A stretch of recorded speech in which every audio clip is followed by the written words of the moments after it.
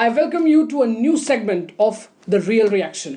आज जिस खबर की हम सबसे पहले बात करेंगे वो आ रही है बिहार से। जी हाँ, पिछले एपिसोड की तरह ये न्यूज़ भी बिहार से है। अब क्या करें, बिहार है इतना एक्स्ट्रॉर्डनरी, इतना लेजेंडरी कि कुछ ना कुछ अतरंगी वहाँ पे होता रहता है।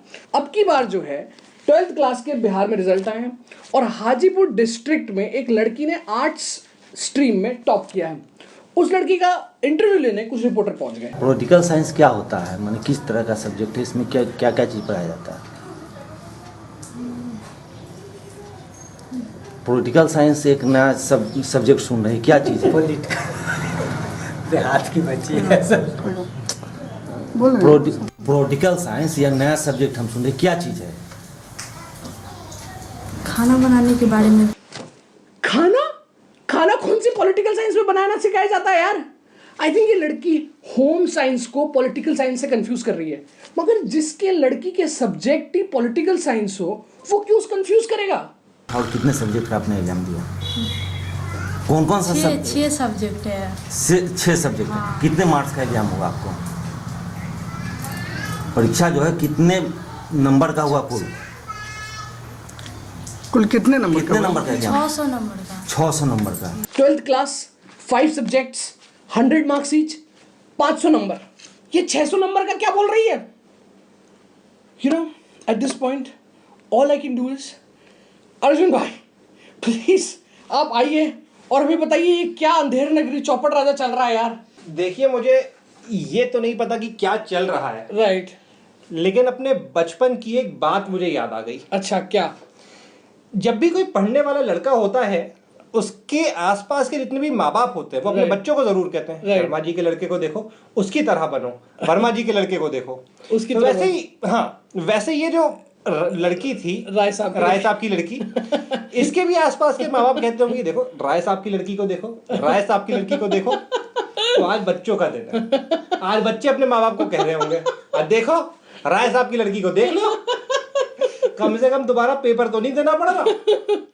अच्छा अर्जुन, ये बताइए, आप जो ये पूरा वीडियो आपने भी देखा होगा, ये क्या आपको लगता है कि क्या मांझना क्या है ये?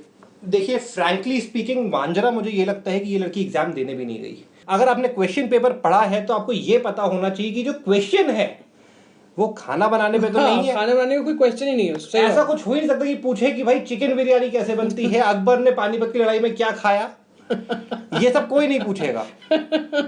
उस लड़की के एक्सप्रेशन कई जगह तो ऐसे हैं, ऐसा लग रहा है जैसे कई बार हम रंगे हाथों नहीं पकड़े जाते। जैसे मान लीजिए जब हम ट्यूशन पे जाया करते थे शाम को, और अगर कभी ट्यूशन बंक करके पिक्चर देखने चले गए और थिएटर से निकलते हुए किसी अंकल ने या पापा ने देख लिया और शाम को साहब वो ये पूछ रहे हैं सच सच बताओ आज कहाँ गए? I know the feeling. I absolutely know the तो feeling. उस समय जो हंसी होती है ना, वो लड़की की हंसी आ रही है। कई जगह तो वो लड़की अपने पापा की तरफ देख रही है और ऐसे पूछ रही है क्या बोलूं क्या बोलूं।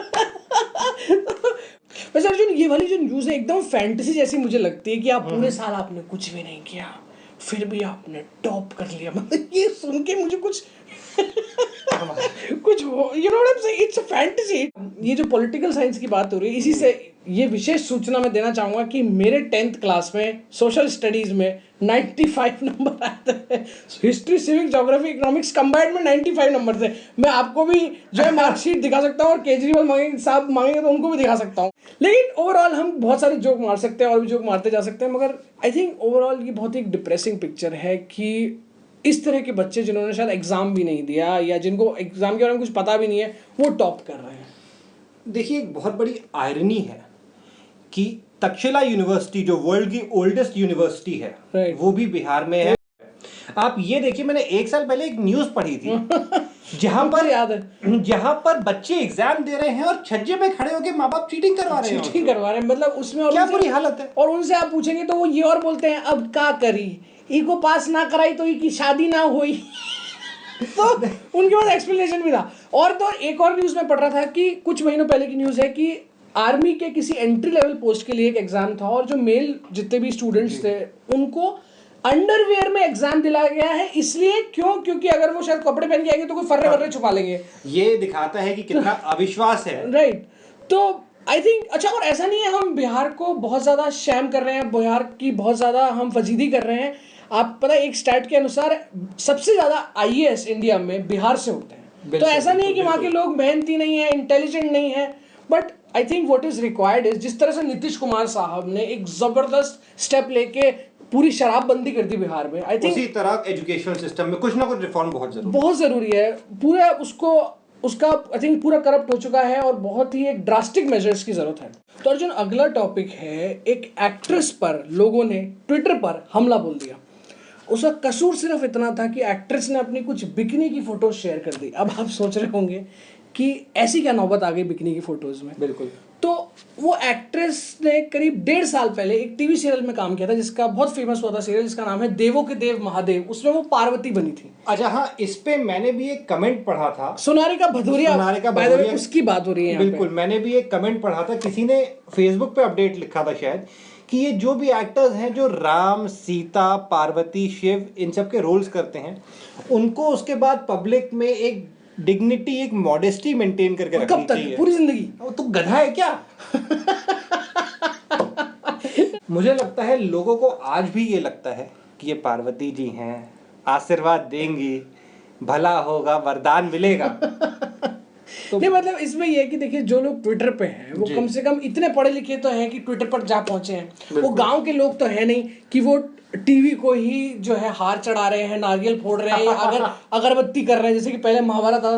तो अब जो लोग ये ट्विटर पर जा पहुंचे हैं, ये लोग क्या इतना फर्क नहीं कर पा रहे हैं कि भाई वो एक किरदार था, ये एक इंसान है। लोग ये बोल रहे हैं कि हमारी पार्वती ऐसा नहीं कर सकती। सबसे पहले तो वो तुम्हारी पार्वती नहीं है। तुम्हारी पार्वती तुम्हारे किचन में है, रोटी पका रही है। राइट। और ये अगर पार्वती भगवान जी शिव की भी होती है तो भाई शिव जी कुछ करें। बिल्कुल। तुम्हें किसने हक दिया कि तुम जो है मतलब इसी चीज पे एक और न्यूज जो मैं शेयर करना चाहता हूँ कि उड़ता पंजाब, जो कि शाहिद कपूर की फिल्म है, produce by Phantom, produce by Anurag Kashyap, उसमें सेंसर बोर्ड ने 70 कट दिए। 70 मतलब एक महेश भट्ट की मर्डर टाइप की जो फिल्म होती है उसमें कुछ कट देता है सेंसर 7 या 8।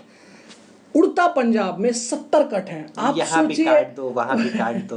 पर आप सोचिए कि फिल्म बची कितनी होगी। मुझे तो लगता है अब इस बात का केवल एक सोल्यूशन है कि जितने भी ये फिल्म मेकर, डायरेक्टर है, ये सबसे पहले तो अपनी स्क्रिप्ट सेंसर बोर्ड के चरणों में अर्पित करें। स्क्रिप्ट लेवल पर ही, हाँ, स्क्रिप्ट लेवल पर ही सेंसर बोर्ड के चरणों में अर्पित करें।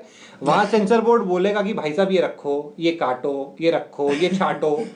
तो उसके बाद अगर आप फिल्म बनाओगे तो शायद आपका फायदा हो, बहुत चीजें बचेंगी यार। हाँ, मतलब सही बात है। मेरे को लगता है कि इससे कम से कम जो मनी एनर्जी है वो तो बचेगी। और जो एक फिल्म मेकर की जो स्पिरिट होती है, जो टूटती है जब वो इतने टाइम तक फिल्म रिलीज नहीं हो पाती और इतनी कंट्रोवर्सी उस पर हो जाती है, तो वो चीज बचेगी। अच्छा, इसमें सबसे ज्यादा पॉइंट ये है कि ये अनुराग कश्यप की प्रोड्यूस फिल्म है। अब अनुराग कश्यप जो भी चीज प्रोड्यूस करते हैं, इस पे हाथ रखते हैं, उस पे सेंसर बोर्ड पूरी कैची रख देता है। सही बात है। शुरू की उनकी 3 पिक्चरें जो थी, वो उसमें से एक तो आज तक रिलीज नहीं हुई, 2 को सेंसर बोर्ड ने बहुत ज्यादा परेशान कर दिया।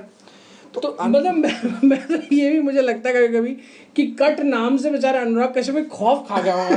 मतलब शूट करता होगा तो बोला एक्शन, और कट नहीं बोलता होगा, बोला नॉट एक्शन, या बंद करो, या कुछ भी और बोलता होगा कि यार बंद कर दो, कैमरा नहीं चलेगा वो। अच्छा, सेंसर बोर्ड ये क्यों करता है? सेंसर बोर्ड इसलिए करता है कि सेंसर बोर्ड को डर लगता है कि इसी फॉर्म में अगर फिल्म रिलीज हो गई तो कोई बहुत बड़ा बवाल नहीं हो जाए, कहीं दंगे नहीं हो जाए। बट अगेन ये रिफ्लेक्ट तो आम जनता पर ही करता है कि भाई आप कोई भी चीज जो आप फिल्म के पर्दे पे देख रहे हो या आप टीवी के पर्दे पे देख रहे हो, है तो वो फिक्शन ही है। हमें जो है क्रिएटिविटी तक ही रहने देना चाहिए, अनलेस वो तन्मय भट्ट की गार्बेज बुलशिट है।